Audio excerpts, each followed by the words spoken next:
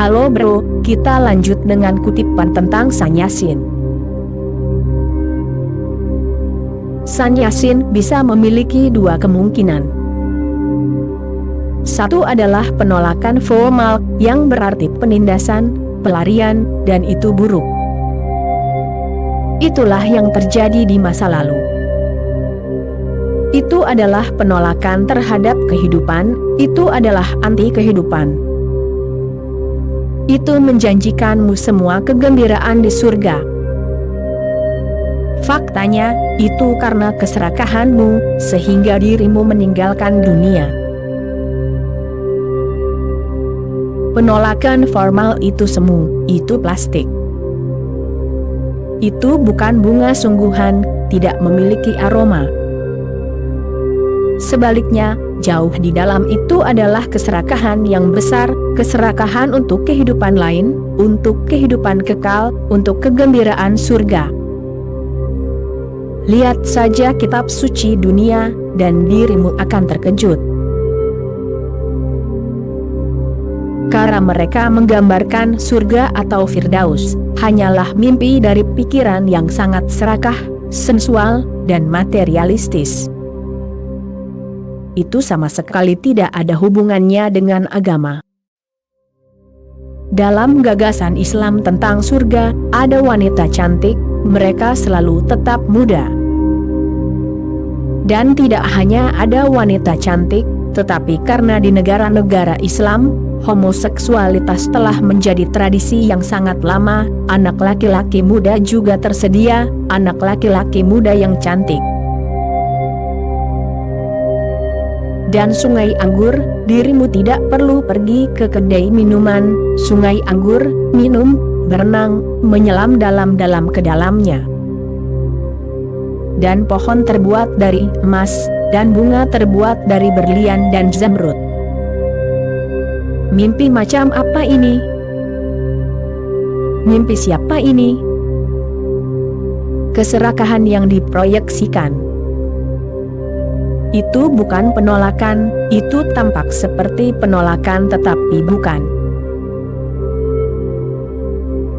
Hal yang sama terjadi dengan surga Hindu dan surga Kristen. Faktanya, kata surga Kristen berasal dari bahasa Arab Firdaus. Firdaus berarti taman kesenangan yang bertembok, seperti halnya para kaisar dan raja-raja besar dulu, memiliki taman kesenangan yang bertembok. Untuk mendapatkannya dirimu harus meninggalkan dunia ini. Jika dirimu melihatnya dalam cahaya yang benar, maka apa yang disebut orang duniawi, tidak begitu duniawi, tidak begitu materialistis, seperti apa yang disebut dunia lain. Karena itulah negara ini, yang menganggap dirinya sangat religius, sama sekali tidak religius, melainkan sangat materialistis. Di permukaan adalah agama, tetapi jauh di dalam, adalah keinginan untuk kesenangan. Jenis sannyas kedua, jenis yang aku perkenalkan ke dunia, bukanlah jenis pelepasan keduniawian yang formal. Bahkan, aku sama sekali tidak pernah menggunakan kata pelepasan keduniawian. Aku katakan, sannyas adalah bersukacita. Bergembiralah dalam hidup, dalam cinta, dalam meditasi, dalam keindahan dunia, dalam ekstase keberadaan, bergembiralah dalam segala hal. Ubahlah yang duniawi menjadi yang sakral. Ubahlah pantai ini menjadi pantai yang seberang. Ubahlah bumi menjadi surga. Kemudian, secara tidak langsung, suatu pelepasan keduniawian tertentu mulai terjadi. Namun, itu terjadi, dirimu tidak melakukannya. Itu bukanlah suatu perbuatan, itu adalah suatu kejadian. Dirimu mulai melepaskan kebodohanmu, dirimu mulai melepaskan sampah. dirimu mulai melepaskan hubungan yang tidak berarti. Dirimu mulai melepaskan pekerjaan yang tidak memuaskan bagi keberadaanmu. Dirimu mulai melepaskan tempat-tempat yang tidak memungkinkan untuk berkembang. Namun, aku tidak menyebutnya pelepasan keduniawian, aku menyebutnya pemahaman, kesadaran.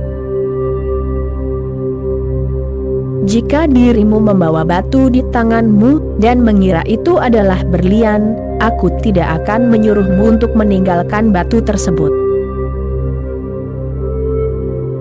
Aku hanya akan berkata, berhati-hatilah dan lihatlah lagi. Jika dirimu melihat sendiri bahwa itu bukan berlian, apakah perlu meninggalkannya? Batu-batu itu akan jatuh dari tanganmu dengan sendirinya. Bahkan, jika dirimu masih ingin membawanya, dirimu harus berusaha keras, dirimu harus memiliki kemauan yang besar untuk membawanya. Namun, dirimu tidak bisa membawanya terlalu lama. Begitu dirimu melihat bahwa batu-batu itu tidak berguna, tidak berarti, dirimu pasti akan membuangnya. Begitu tanganmu kosong, dirimu bisa mencari harta karun yang sebenarnya. Dan harta karun yang sebenarnya tidak berada di masa depan, seperti yang dulu ada dalam konsep para sannyas lama. Harta karun yang sebenarnya ada saat ini, di sini. Orang-orang yang disebut religius itu serakah akan hal yang kekal, dan dirimu menjadi religius hanya ketika keserakahan menghilang sepenuhnya. Surga tidak berada di tempat lain, melainkan adalah cara hidup. Neraka juga merupakan gaya hidup. Neraka adalah hidup tanpa sadar, surga adalah hidup dengan kesadaran. Neraka adalah ciptaanmu sendiri, begitu pula surga. Jika dirimu terus hidup tanpa sadar, melalui hasrat, naluri, motif bawah sadarmu, yang mana dirimu bukan tuannya melainkan hanya korbannya, maka dirimu menciptakan neraka di sekitarmu. Namun jika dirimu mulai menjalani kehidupan yang sadar, kehidupan yang membawa lebih banyak cahaya ke sudut-sudut terdalam dan gelap dari keberadaanmu, jika dirimu mulai hidup penuh cahaya, hidupmu adalah ekstase dari momen ke momen. Pohon tidak harus terbuat dari emas, pohon sudah cantik apa adanya. Bahkan, pohon emas akan menjadi pohon yang mati. Mawar tidak harus terbuat dari berlian, mawar yang terbuat dari berlian tidak akan menjadi mawar, mawar tidak akan hidup. Dan hanya orang bodoh yang membutuhkan sungai anggur. Seorang pria yang hidup dengan sadar, begitu mabuk dengan kegembiraan bernapas, dengan kegembiraan karena keberadaan, dengan kegembiraan mendengar kicauan burung, dan matahari terbit di pagi hari. Begitu mabuk dengan keberadaan, sehingga ia tidak membutuhkan obat lain, alkohol, LSD, mescaline atau marijuana. Ia tidak membutuhkan apapun, ia selalu dalam ekstase psikedelik, dan ekstase itu adalah sesuatu yang dilepaskan oleh batinnya, itu adalah wewangiannya sendiri. Ia tidak hanya mabuk, tetapi siapapun yang datang kepadanya, tinggal bersamanya, menjadi mabuk dengan keberadaannya. Dan kegembiraanmu pasti akan mengubah pola hidupmu. Dirimu tidak bisa tetap sama ketika dirimu bermeditasi, ketika dirimu menjadi sadar. Bagaimana dirimu bisa tetap sama? Bagaimana dirimu bisa terus melakukan hal-hal bodoh yang sama? Itu mungkin terjadi ketika dirimu tidak sadar, itu tidak mungkin ketika dirimu menjadi sadar. Ketika dirimu menjalani kehidupan yang tidak sadar, dirimu hidup dengan cara yang berbeda. Saat dirimu beralih dari pikiran ke meditasi, seluruh hidupmu akan terpengaruh. Itu wajar. Jika tidak terpengaruh, itu akan menjadi sesuatu yang tidak wajar. Hubunganmu pasti akan berubah. Misalnya, seorang pria mungkin percaya bahwa dia mencintai istrinya. Saat dia mulai bermeditasi, akan menjadi jelas dan transparan, apakah dia mencintainya atau tidak. Dia mungkin tidak pernah mencintainya. Dia mungkin hanya menggunakannya sebagai objek seks, atau dia mungkin menggunakannya sebagai pengganti ibu. Dia mungkin menggunakannya karena dia tidak bisa sendirian, tetapi dia mungkin tidak pernah mencintainya. Dia mungkin bergantung padanya, istrinya mungkin sangat berguna. Akan tetapi, memanfaatkan manusia lain adalah tidak bermoral, buruk, seperti halnya berpura-pura mencintai. Dan aku tidak mengatakan bahwa dirimu melakukannya secara sadar, itu mungkin hanya hal yang tidak disadari. Dirimu bahkan mungkin tidak menyadari bahwa dirimu tidak mencintainya. Dirimu mungkin berpikir bahwa dirimu mencintainya. Dirimu mungkin tidak menipunya dengan sengaja, dirimu mungkin menipunya, dan dirimu mungkin juga tertipu. Akan tetapi, jika dirimu mulai bermeditasi, segala sesuatunya akan menjadi jelas. Dirimu akan memiliki lebih banyak cahaya dalam hidupmu. Sama seperti ketika dirimu menyalakan lilin di ruangan gelap, dirimu mulai melihat dengan jelas. Dalam kegelapan, jendela tampak seperti pintu, sekarang bukan lagi pintu. Atau lukisan, bingkai lukisan, dalam kegelapan dan remang-remang tampak seperti jendela, itu bukan lagi jendela. Sekarang setelah dirimu melihat segala sesuatunya dengan jelas, dirimu tidak bisa berperilaku dengan cara lama. Dirimu harus berubah. Dirimu harus mengatur ulang seluruh hidupmu. Itulah yang terjadi pada setiap sannyasin. Jika cintamu sejati, cinta itu akan semakin dalam. Jika cintamu palsu, cinta itu akan lenyap. Jika rasa hormatmu kepada orang tua hanya formalitas, maka rasa hormat itu akan hilang. Jika rasa hormatmu kepada orang tua adalah kenyataan, maka rasa hormat itu akan semakin mendalam. Dan jika pekerjaan yang dirimu lakukan adalah pemenuhan hatimu, dirimu akan menyelaminya lebih dalam. Seorang pelukis akan menjadi pelukis yang lebih hebat, seorang musisi akan memiliki visi baru, dan seorang penyair akan memiliki wawasan baru, jika ia benar-benar seorang penyair. Hanya dengan begitu. Jika penyair hanya bermain-main dengan merangkai kata, dan menulis puisi hanya untuk menjadi terkenal, dan puisi bukanlah cinta sejatinya, ia tidak siap mengorbankan hidupnya untuk itu, maka puisi akan hilang. Namun, puisi tidak berarti melepaskan apapun. Dirimu tidak melepaskan apapun, beberapa hal menghilang, dan beberapa hal lainnya akan muncul. Satu hal yang pasti, setelah meditasi, apapun yang terjadi akan memberimu lebih banyak kepuasan, lebih banyak kedewasaan, lebih banyak keberakaran, lebih banyak pemusatan. Itu akan menjadi kehidupan yang tidak hanya menjadi tua, melainkan juga tumbuh menuju ketinggian dan kedalaman. dirimu akan mulai menjalani tidak hanya kehidupan horizontal, tetapi juga kehidupan vertikal.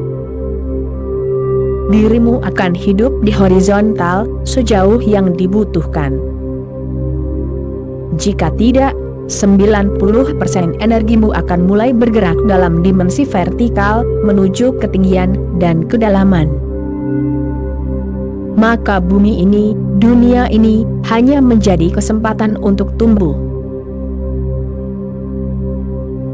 Dan orang yang menggunakan dunia, bumi, kehidupan ini, sebagai kesempatan untuk tumbuh, berada di jalur yang benar. Jika dirimu tidak hanya tumbuh dalam usia, tetapi dirimu juga menjadi dewasa, maka dirimu telah hidup dengan benar. Dan itu bukan penolakan, itu adalah kegembiraan, itu adalah bersyukur atas keberadaan. Masyarakatmu, orang tuamu, gurumu, pendetamu, politisimu semua telah mencoba memaksakan sesuatu kepadamu, dan dirimu menanggung semua itu. Tetapi apapun yang dipaksakan kepadamu, akan tetap menjadi beban. Dirimu akan tertimpa beban itu, dan beban itu akan terus bertambah setiap hari. Fungsi master adalah untuk membatalkan apa yang telah dilakukan oleh para guru, pendeta, orang tua, dan politisi kepadamu. Di sini aku hanya menjelaskan semuanya kepadamu. Aku tidak memaksakan disiplin apapun. Aku tidak memberimu karakter apapun. Aku hanya memberimu lebih banyak kesadaran, lebih banyak cahaya. Kemudian dirimu harus menemukan karaktermu. Kemudian dirimu harus menemukan gaya hidupmu, pola hidupmu. Aku hanya memberimu sebatang lilin kecil, kemudian dirimu bisa menemukan jalanmu menuju kegelapan hidup. Dan bahkan sebatang lilin kecil pun sudah cukup.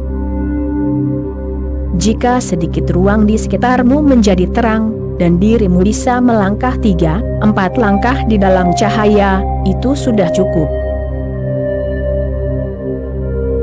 Karena pada saat dirimu telah melangkah 4 kali, cahaya telah berjalan 4 langkah di depanmu. Dengan sebatang lilin kecil, seseorang bisa melewati 10.000 mil kegelapan. Aku sama sekali tidak menentang kehidupan, seperti para sannyas lama. Para sannyas lama memiliki gagasan yang sangat aneh, bahwa jika dirimu ingin mencapai Tuhan, dirimu harus anti kehidupan, seolah-olah Tuhan menentang kehidupan. Jika Tuhan menentang kehidupan, kehidupan tidak akan ada, bahkan untuk sesaat. Siapa yang terus memelihara kehidupan? Siapa yang terus menuangkan energi ke dalam kehidupan? Penyair besar India, Rabindranath, pernah berkata, "Setiap kali seorang anak lahir, aku menari, aku bersukacita." Mengapa? Karena seorang anak baru memberiku keyakinan mutlak bahwa Tuhan belum menjadi putus asa, bahwa Dia masih berharap. Setiap anak baru membawa keyakinan ini ke dunia, bahwa Tuhan masih tertarik pada manusia,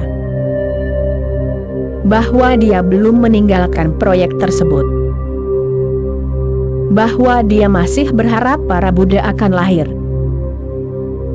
bahwa Dia masih terus menciptakan anak-anak baru, bahwa Dia tidak lelah, bahwa harapannya tidak terbatas, dan kesabarannya tidak terbatas.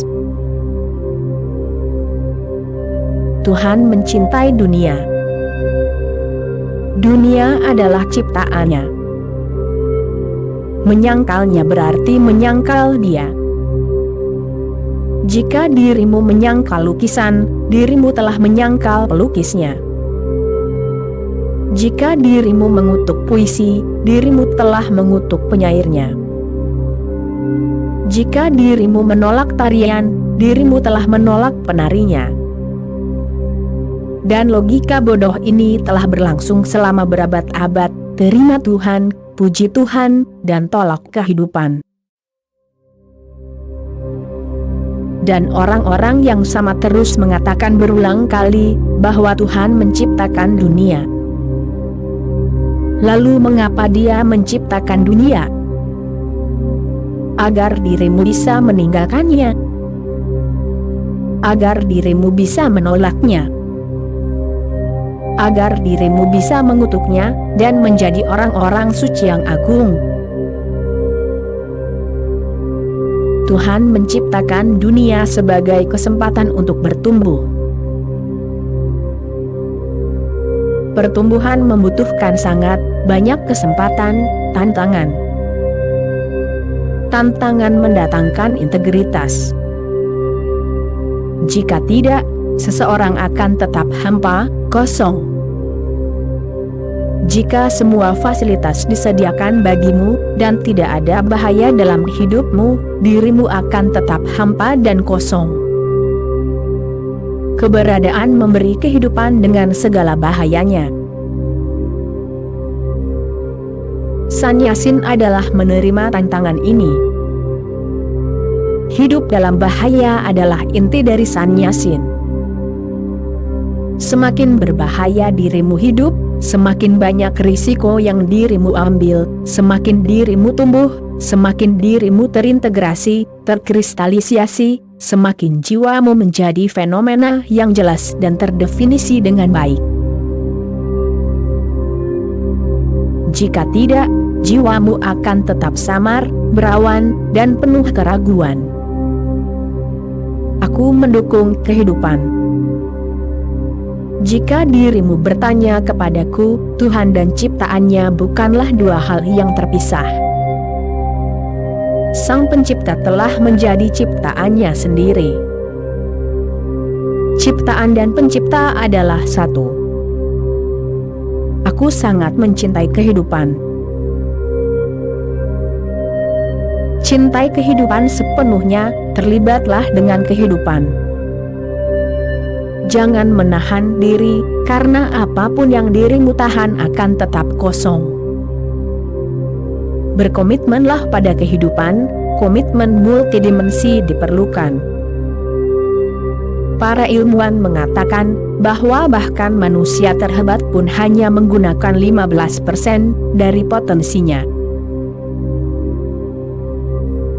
Jika bahkan yang terhebat pun menggunakan 15%, bagaimana dengan orang normal?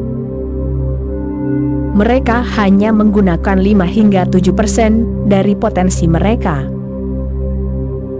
Coba pikirkan, jika setiap orang menggunakan 100% potensinya, jika setiap orang adalah obor yang menyala, dari kedua ujungnya bersama-sama, dengan intensitas, dengan gairah, dengan cinta, maka hidup akan menjadi perayaan semata. Dirimu akan melihat banyak Kristus dan banyak Buddha berjalan di bumi. Namun karena ide lama tentang pelepasan keduniawian ini, kita telah kehilangan banyak hal. Aku ingin membawa konsep sannyas yang sama sekali baru ke dunia, sannyas yang mencintai, sannyas yang tahu bagaimana menjadi berkomitmen, sannyas yang menyelami inti terdalam kehidupan. Namun tidak ada orang lain yang bisa memutuskannya untukmu. Bahkan aku pun tidak bisa memutuskannya untukmu. Aku hanya bisa menjelaskan semuanya kepadamu. Aku bisa memberimu peta, tetapi dirimu harus pergi, dirimu harus melakukan perjalanan, dirimu harus bergerak. Dan ingat satu hal, petaku akan benar-benar menjadi petaku, dan tidak bisa sepenuhnya menjadi petamu. Mungkin peta itu memberimu beberapa petunjuk, beberapa indikasi, tetapi tidak bisa menjadi petamu sepenuhnya, karena dirimu adalah orang yang sama sekali berbeda. Dirimu begitu unik, sehingga peta orang lain tidak bisa menjadi petamu. Ya, dengan memahami petaku, dirimu akan menyadari banyak hal tentang dirimu. Tetapi dirimu tidak boleh mengikutinya secara membabi buta. Jika tidak, dirimu akan menjadi manusia semu. Dengarkanku, kata-kata saya, keberadaanku. Cobalah untuk memahami apa yang terjadi, apa yang sedang berlangsung, dan kemudian putuskan sendiri. Jangan lemparkan tanggung jawab ke pundak orang lain. Ini adalah cara untuk tumbuh. Ini adalah cara untuk tiba. Oke bro, itulah kutipan ceramah kali ini, kita sambung lagi nanti bro. Terima kasih bro.